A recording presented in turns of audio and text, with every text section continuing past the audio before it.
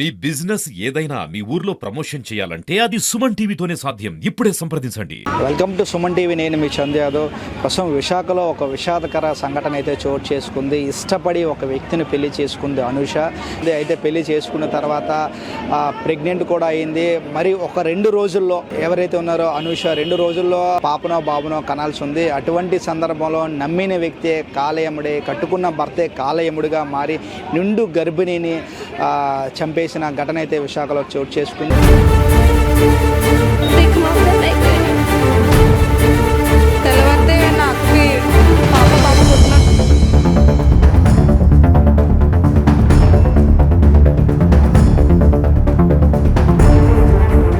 So అమ్మాయి తల్లిని అడిగి తెలుసుకుందాం, అసలు ఏ విధంగా జరిగింది ఈ సంఘటన అడిగి తెలుసుకునే ప్రయత్నం చేద్దాం. అమ్మ, అసలు ఎలా జరిగింది తల్లి ఈ సంఘటన? నాకు ఏం తెలుస్తుందండి. నేను అమ్మ హాట్ రోడ్లో ఉన్నాను, వీళ్ళమ్మ ఇక్కడ వైజాగ్లో ఉన్నారు. నాకు ఏం తెలియదండి. ఆ ఫోన్ చేయడమే నాకు తెలుసండి. ఫోన్ చేసిందండి ఇలా జరిగిందని. ఇలా ట్యాబ్లెట్ కలిపేసాడు పరోటాలోని. మీ అమ్మగారు వాళ్ళ ఇంటికి వెళ్ళిపో, మా వాళ్ళకి తెలిసి చంపేస్తారు, నేను కొన్ని రోజులు వేగ తీసుకొస్తానని తెలిసిన తర్వాత ఈ మాటే చెప్పిందండి. అలాగ అన్నాడు అని చెప్పిందండి. అంటే పెళ్ళి అయిన తర్వాత ఇద్దరు కలిసే ఉండేవారు? ఎప్పుడు మామూలుగానే ఉండేవారా? మామూలుగానే ఉండేవారంటండి. ఇక్కడ వైజాగ్లోనే ఉండేవారంటండి. మరి ఎందువల్ల ఈ కిరాతకానికి పాల్పడ్డాడు? అదే అర్థం కావట్లేదండి. ఎందుకు చంపేయాలనుకున్నాడో మరి తెలియట్లేదండి. ఇవన్నీ వీళ్ళకి తెలియాలండి. మరి నేను కోమలో ఉన్నాను కదా, నాకు తెలియదండి. మీరు ఏమవుతారు తల్లి? నేను తల్లినే అండి. అమ్మాయికి తల్లి. ఓకే. నేను ఈ అమ్మాయి కోసం ఈ ఊర్లో అడిగెట్టాను కానీ ఇప్పుడు వరకు అమ్మలోంచి లేసి బయటికి రాలేదండి. ఇదే బయటికి రావడండి. మీరు ఏ ఊరమ్మ? సొంత ఊరు మీద? హట్ రోడ్ అండి. మా ఆయన చచ్చిపోయినప్పుడు కూడా బయటికి రాలేదండి. ఆ రూమ్లోనే ఉండేదానండి. ఇప్పుడు ఈ అమ్మాయి కోసం ఇక్కడ దాకా రావడం వచ్చిందండి. ఆ అమ్మాయిని లేకుండా చేస్తాడు. నా మూడు లేకుండా పోయాడు. నన్ను చూసి వాళ్ళు లేకుండా పోయాడు. నాకే 2 కూతుర్లో ఉన్నారు, చూస్తారు అనుకున్నాను. అన్ని కూడా తీసుకెళ్ళిపోయాడు. నా చెల్లెలు కొడుకు చూసేవాడండి. డాడీ యానంలో లారీ గుద్దేసాడు, చచ్చిపోయాడు. డాడీ చూసేవాడండి. ఆడి నా కొడుకు కింద ఉండిపోయిపోడండి. ఇంటికి వెళ్ళిపోడు కదా, అసలు నా దగ్గరే ఉండిపోడండి. నా దగ్గరే ఉండిపోయి నేను పెంచుకుంటానని నీకు అక్కకి రాస్తాను, ఇల్లు నీకు ఇద్దరికి రాస్తానని. నా పిల్లడు చచ్చిపోయిన దాకా మటుకి ఎవరికి రాయలేదండి. పిల్లడి మీద నమ్మకం పెట్టుకుని మా పిల్లలకి ఇద్దరికి రాయలేదండి. అసలు పెట్టుకున్నానండి. ఆడి వదిలేసి వెళ్ళిపోయాడండి. ఈ పిల్ల వదిలేసి వెళ్ళిపోయిందండి. ఇప్పుడు ఇలా మిగిలేరండి. నా మొగుడు పోయాడండి, నా నాన్న పోయాడు, అందరూ పోయాడు. నా కుటుంబం చాలా మంది పోయారండి. దిక్కుమాలని అయిపోయానండి. అయితే ఈ ఘటనకు సంబంధించి ఎవరైతే చనిపోయారో వాళ్ళ సిస్టర్ కూడా మన దగ్గర ఉన్నారు. సో సిస్టర్ని అడిగి తెలుసుకునే ప్రయత్నం అయితే చేద్దాం. అమ్మ, అసలు ఇది ఎలా జరిగింది? ప్రేమించి ఇష్టపడి పెళ్లి చేసుకున్నాడండి. చేసుకున్న తర్వాత వాళ్ళిద్దరి మధ్యలో ఏం జరిగిందో తెలియదు. కొన్ని రోజులు అయితే బాగానే ఉన్నారు. తర్వాత నాకు క్యాన్సర్ ఉంది అని చెప్పి తన్ని నీ లైఫ్ను చూసుకో అని చెప్పేసి చెప్పడం జరిగింది. తర్వాత కొన్ని రోజులు తర్వాత గొడవలు అయ్యి జరిగినాయి. మళ్ళీ మామూలుగానే ఉండేవారు. తర్వాత మళ్ళీ ఏం జరిగింది, మళ్ళీ మా ఫ్యామిలీ అందరిలో తెలిసింది, నువ్వు సేఫ్గా నువ్వు నీ లైఫ్ను చూసుకుంటే బెటర్, నాతో ఉంటే నీ లైఫ్ ఇబ్బంది అవుతుంది అని చెప్పేసి చెప్పాడు. అప్పుడు కూడా పెళ్లి చేసుకున్నాను, నీతో నేను లైఫ్ లాంగ్ ఉంటాను తప్పించి నేను వదిలిపెట్టడానికి పెళ్లి చేసుకోలేదు. కష్టమైన నష్టమైన నీ హెల్త్ బాగున్నా బాగోపోయినా నేను పబ్లిక్గా నీ దగ్గరే నీతోనే ఉంటాను తప్పించి భయపడి నేను వదిలేసుకోండి, నేను వదులుకోవడానికి నేను పెళ్లి చేసుకోలేదు అని చెప్పేసి తను చెప్పిందండి. తర్వాత ప్రెగ్నెన్సీ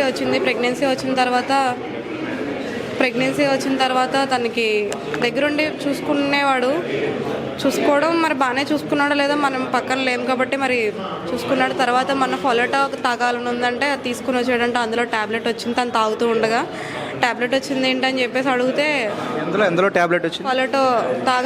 ఫొలటో తాగాలని ఉందంటే తీసుకొచ్చాడంట. దాంట్లో ట్యాబ్లెట్ వచ్చిందంట. ఆ ట్యాబ్లెట్ వచ్చింది ఏంటని చెప్పేసి అడిగితే ట్యాబ్లెట్ అదేంటి అందులో ట్యాబ్లెట్ రావడం ఏంటి, సరే ఇది పక్కన పెట్టు, మనం ఒకసారి వెళ్ళి కనుక్కుందాం, దీని గురించి కనుక్కుంటాను నేను, అందులో ట్యాబ్లెట్ రావడం ఏంటి అని చెప్పేసి అన్నాడంట. కానీ తను నాకు ఎలా చెప్పిందంటే పాజిటివ్గా చెప్పింది. అసలు ఈ ట్యాబ్లెట్ విషయం ఏదైనా తల వెంటికి రావచ్చు, లేదంటే పురుగు రావచ్చు, ఏదైనా రావచ్చు, కానీ ఆ విషయం కూడా నాకు సరే కానీ ఇలా చెప్తే తను పక్కన పెట్టు, దాని గురించి మాట్లాడదాం, దానికోసం అడుగుదాం గట్టిగాని అని చెప్పేసి చెప్తున్నాడు అని చెప్పేసి నాకు పాజిటివ్గా చెప్తుంది. ఆ విషయానికి వచ్చి ఎవరైనా కొంచెం సీరియస్గా తీసుకుంటారు, అందరూ టాబ్లెట్ రావడం ఏంటి, నువ్వు అసలు ఏదైనా రావాలి కానీ ఎప్పుడుగా ఏదైనా రావాలి కదా అని చెప్పి తన మీద రివర్స్ అవ్వచ్చు. కానీ తను అంత ప్రేమ మునిగిపోయి ఉంది తనలో. పాజిటివ్గా తీసుకొని నాకు చెప్తే మనం పోనీ మేము చెప్పడానికైనా సరే తను ఫుల్గా మునిగిపోయి ఉంది తన ప్రేమలోని. మేము చెప్పినా ఒకవేళ మాతో మాట్లాడడం మానేసి తప్పించి తనైతే వదులుకుని స్టేజ్లో లేదు, తను ఫుల్గా మునిగిపోయి ఉంది. అయితే మొన్న నైట్ అడ్మిట్ అవ్వాల్సింది కానీ అడ్మిట్ అవ్వకుండా ఆఫ్ చేసి మొత్తం ఇదంతా ప్లాన్గా చేశాడు. కానీ వాళ్ళ ఫ్యామిలీ సపోర్ట్ కూడా ఉందని నేను అంటున్నాను. వాళ్ళ ఫ్యామిలీ సపోర్ట్ లేకుండా పెళ్ళి 2 సంవత్సరాలు అవుతుంది, తన కొడుకు ఇంట్లో ఉండట్లేదు, తను వేరే దగ్గర ఉంటున్నాడని ఆ మాత్రం గ్రహించుకోలేని తల్లిదండ్రులు అయితే కాదు కదా. వాళ్ళ తండ్రికి తెలుసుండేంతవరకు ప్రాణం తీసేయడం అంటే గర్భిణీని అంత నెలలు నిండిపోయిన పిల్లని చంపేశాడంటే వాళ్ళ ఫ్యామిలీకి తెలియకుండా వాళ్ళ ఫ్యామిలీ సపోర్ట్ లేకుండా అయితే చేశాడని నేను అనట్లేదు. వాళ్ళు తెలిసే చేశాడు, వాళ్ళే చేయించారో లేదంటే మరి ఏం జరిగిందో తెలియదు. కానీ వాళ్ళ ఫ్యామిలీ సపోర్ట్ ఉంది. స్టేషన్లో కూడా అంత దజ్జాగా కూర్చున్నాడంటే వాళ్ళ ఫ్యామిలీ సపోర్ట్ లేకుండా వాళ్ళకి ఇన్ఫ్లుయెన్స్ లేకుండా అయితే అంత సేఫ్గా కూర్చోలేదు.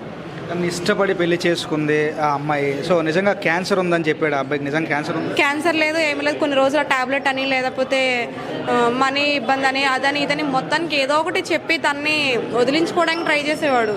కానీ ఒకవేళ డబ్బుల విషయం ఏమన్నాయి, తన హెల్త్ బాగోపోయినాయి, ఏదైనా సరే తనతోనే ఉంటానని, తనతోనే లైఫ్ లాంగ్ ఉందామని చెప్పి పెళ్లి చేసుకున్నాను కదా. నేను లైఫ్ లాంగ్ ఉంటాను, నీ హెల్త్ బాగోపోయినా నేను చూసుకుంటాను, ఏదో ఒక మన ఇద్దరం పడదాము, కానీ నిన్నైతే నువ్వు దూరం చేసుకోవాలనుకోవట్లేదు, ఏదైనా కష్టమైన నష్టమైన ఇద్దరం కలిసి ఉందామని చెప్పేసి చెప్తున్నాను.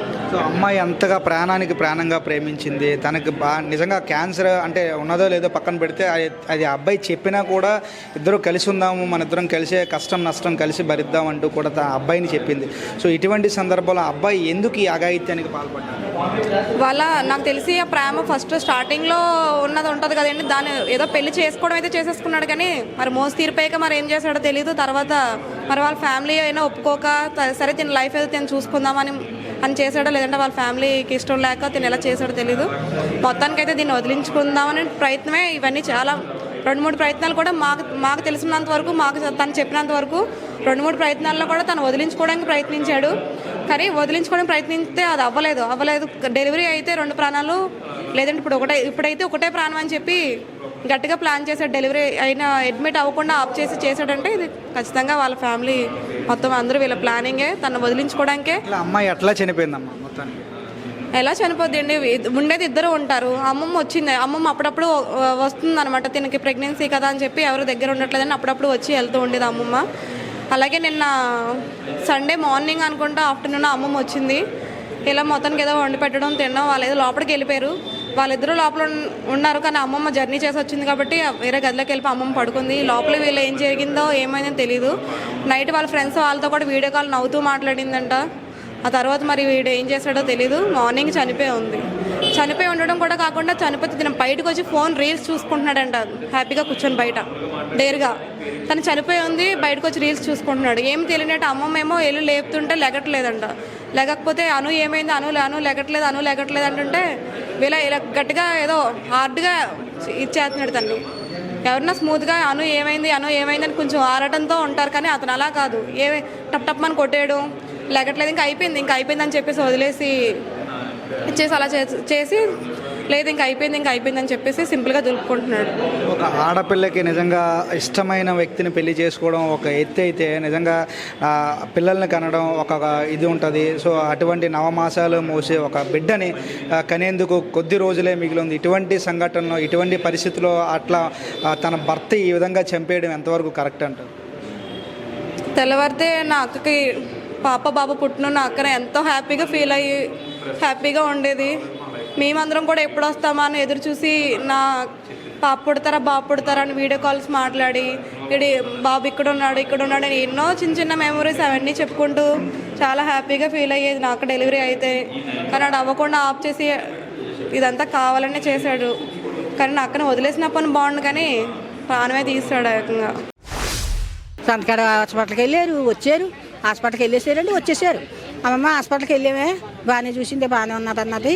పొద్దున్నమ్మో హాస్పిటల్కి వస్తే ఇప్పుడు జాయిన్ అయిపోతే ట్యాబ్లెట్ ఎత్తానమ్మా, పొద్దున్న నొప్పులు వచ్చేస్తాయి పొద్దున్న మామూలుగా డెలివరీ బాగా అయిపోతావు, లేదు రాలేదనుకో నొప్పులు, పొద్దున్న ఆపరేషన్ చేసేస్తాను అంతే అంతే. సరే అమ్మ అయితేని అంటే ఎవరన్నారు అలాగని? మా మనవరాలు అందండి, ఓకే మనవరాలు అంది వచ్చి హాస్పిటల్ నుంచి వచ్చే. కానీ ఓకే నేను అన్నాను సరే అయితేని కానీ ఇప్పుడు వద్దు అంటున్నాడు. పొద్దున్న హాస్పిటల్కి పొద్దున్న వెళ్తామన్నాడు. మళ్ళీ ఆ మాట అంది, ఇప్పుడు తీసుకెళ్ళొద్దు పొద్దున్న జాయిన్ అవుదాం అన్నాడు అన్నారు. పొద్దున్న అంటున్నాడు మళ్ళీ ఫోన్లు అయితే పొద్దున్నే లేచేస్తానులే, పొద్దున్న లేచేసి ఇడ్లీ అది వండేస్తాను, స్నానం అవి చేయించేసేటప్పుడు అప్పుడు టైర్ ఎప్పుడన్నా నేను బేగ లేచేస్తాను అన్నానండి. అలాగే లేచేసాను, ఆరైపోయింది. ఇంకా ముందు లేకపోతే గబగబా లేచేసాను, గుమ్మాలు చేసుకున్నాను, గొడ్లు ఉతికేసుకున్నాను, స్నానం చేసేసాను. పిల్లలకి ఇడ్లీ పెట్టేసాను, 4 ఇడ్లీలు అదే పొయ్యి మీద 4 ఇడ్లీ పెట్టేసి నీళ్ళు ఎట్టాను. పిల్లకి నీళ్ళు ఎట్టి గుమ్మకాడికి వెళ్ళి అను లేకపోతే కాటాడుతుంది. అను అంటే మాట్లాడుతుంది. ఈ ఎదవ ఆ సందులోకి వచ్చి ఫోన్ చేసుకుంటున్నా అలాగ ఉంటాయి. ఆడి ముందులో ఎక్కడ ఆడ ఎందుకు లేచేసాడు మరి ఆయాలే లేచేది. అయితే అన్ని మాట్లాడుతుంది. ఇది మాట్లాడతలేదు అని మాట్లాడతలేదైతే లేకపోతే ఆ పిల్ల అంటున్నాను ఇంకా నీ కోపంగా అని లోపలని ఏం మాట్లాడలేదు అని వెళ్ళి అను అని తలుపు దూడమే కొట్టేస్తున్నాడు. అదే ఎలా కొట్టేస్తాడు బాబా, ఎలా కొట్టుకు ఫోన్ చేయి అంబులెన్స్కి ఫోన్ చేయి, అంబులెన్స్కి ఫోన్ చెప్తే మేడం ఫోన్ చేసేయి, మేడం ఫోన్ చేసి చేస్తలేదు. మళ్ళీ అదైతే మేడం కానీ పెన్షన్ ఫోన్ చేసి అంటున్నాను, లేదమ్మా అయిపోయింది అంటున్నాడు. బాబా అయిపోలేదు బాబా, నా మందరం అయిపోయిందా అని బాధ చేసుకుని కింద పొయ్యి మీద వెళ్ళేసి మళ్ళీ పడిపోయి మళ్ళీ లేచి ఫోన్ చేయి బాబాయ్ ఆ బోట్లో కింద హాస్పిటల్ వచ్చింది బాబు హాస్పిటల్ వస్తే అదేంటి తెల్లదా మాకు ఇంకెవడో అని చెప్పారు అంత చెప్తే కొంచెం అన్న కాకేవా 5 ఉన్నాళ్ళు కాకేవా అన్న కాకెత్తి అట్లా తీసుకొచ్చేస్తున్నాడు, దాన్ని తీసుకొచ్చేస్తున్నాడు. అది అలా ఇచ్చేస్తున్నాడు బాబు అంటే ఇంక లెగుతులేదమ్మా, ఏం లెగుతుందమ్మా ఈడ్చుకోలేదండి. 2 మగవాళ్ళు వచ్చారు, వాళ్ళు లేచి లిఫ్ట్లో పెట్టాక కింద అపార్ట్మెంట్లో ఎవరికో కారు వండుకోవాలి. ఆ కారు అతను వచ్చి ఆ కారు పెట్టి తీసిపోయారు అంతే. నన్ను కాపాడడం లేదు, నన్ను ఎక్కించుకోలేదు, నన్ను ఎక్కించుకొని ఇక్కడ వదిలేసాడు ఎదవా. మళ్ళీ ఆ కారు అతను వచ్చాడు. ఆ బాబు ఎలా ఉంది అమ్మా అతను లేడు, డాక్టర్ గారు లేరు, ఇంకొక హాస్పిటల్ తీసుకెళ్ళారు అంటే పర్లేదమ్మా బాగానే ఉన్నది అన్నాడు. కానీ అతనికి వెళ్తాం ఇంకొక హాస్పిటల్ తీసుకుని ఎన్ని హాస్పిటల్కి వెళ్ళినా ఏంటి బాబు ఏంటి ఎలా ఉంది అనేసాకంటే బాగుంది అంటున్నాడు. ఇంకొకడు కూడా ఉన్నవాడు అది సెంటర్ కూడా బాగానే ఉందండి, వచ్చేస్తామండి కూడా ఉంది బాగానే ఉందంటే ఎదవని రాత్రి పోలీస్ స్టేషన్లో అడిగాను, ఏరా ఎదవా 12 దాకా బాగానే రామారావు వచ్చేస్తుంది అన్నావు, ఇప్పుడు ఏం చేసేవరా కొడుకు, ఏరా ఎదవ ఇలాగ అన్నావంటే అలా చెప్పమన్నాడు అన్నాడు. తన బిడ్డ పుడితే ఆ నొప్పులన్నీ కూడా మర్చిపోతుంది. తన బిడ్డ ముఖం చూసి అటువంటి బిడ్డను 1-2 రోజుల్లో కంటుందనగా కడుపుతో ఉన్న వ్యక్తిని తన భర్త నమ్మి పెళ్లి చేసుకున్నటువంటి భర్త అత్యంత పాశవికంగా తినే ఫుడ్లో ట్యాబ్లెట్ కలిపి చంపేయడం నిజంగా అత్యంత దుర్మార్గకర ఘటనగా చెప్పవచ్చు. ఇటువంటి ఘటనలు జరగకుండా అటు సమాజంతో పాటు ఆ పోలీస్ అధికారులు కూడా ఇటువంటి వ్యక్తిని కఠినంగా శిక్షించాలి. నిజంగా ఆయన చేసింది తప్పు అయితే 100% ఇటువంటి తప్పు మరి ఎవరు కూడా చేయకుండా శిక్ష విధిస్తే ఇటువంటి ఎవరైతే ఉన్నారో ఆడవాళ్ళు సురక్షితంగా బయట తిరుగుతారు. ఎందుకంటే నమ్మి పెళ్లి చేసుకుంది. ఈరోజు బంధువులు వాళ్ళ కుటుంబ సభ్యులు అందరూ కూడా ఒకటే కోరుతూ ఉన్నారు, 1-2 రోజుల్లో బిడ్డను ఎత్తుకుంటుంది ఆ తల్లి. అటువంటి తన ఆశని తన కోరికని కూడా ఈరోజు చంపేశాడు ఆయన, తనను కూడా చంపేశాడు. సో ఎవరైతే ఉన్నారో తన భర్త ఎప్పుడూ కూడా తను వదిలించుకోవడానికే ప్రయత్నించాడు.